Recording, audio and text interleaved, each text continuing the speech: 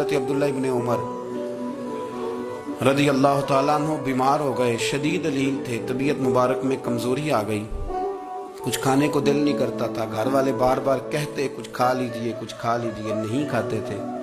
بالآخر حضرت نافع آپ کے غلام تھے، ان سے کہنے لگے کہیں سے مچھلی مل جائے نا تھوڑی سی، میں کھاؤں گا۔ تو کہتے ہیں میں سارے مدینے میں ڈھونڈتا رہا، مچھلی نہ ملی، اگلے دن بھی ڈھونڈی تو نہ ملی، تیسرے دن بھی ڈھونڈی تو نہ ملی، تو فرمانے لگے یار بس چھوٹی سی خواہش ہے، کوئی فرض نہیں ملتی تو رہنے دے۔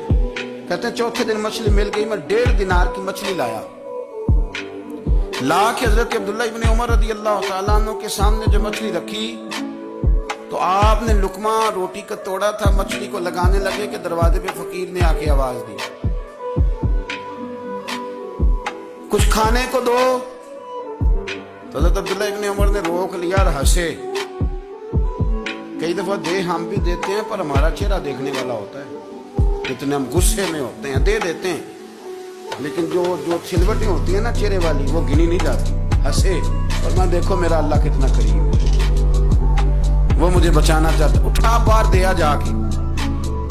خادم اب حکم کا پابند تھا، وہ لیت اللہ تو کر نہیں سکتا تھا، وہ گیا اور جا کے دے آیا۔ فقیر جب سارے محلے سے آٹا اکٹھا کر لیتے ہیں تو پھر ایک جگہ جا کے بیچتے بھی ہیں۔ دے آیا، وہ 2 گلیاں آگے گزرا تو میں پیچھے دوڑا گیا، میں نے کہا سچ بتا کھانی ہے کہ بیچنی ہے؟ وہ کہنے لگا جو بھی سبب لگ جائے کر جاؤں گا، آپ نے دے جو دی ہے۔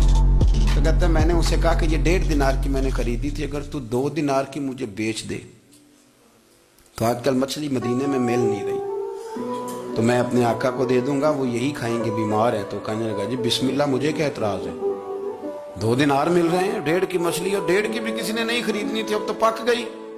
فرماتے میں نے 2 دینار اس کو تھمائے، وہ مچھلی اس سے خریدی اور خرید کر کے میں لایا۔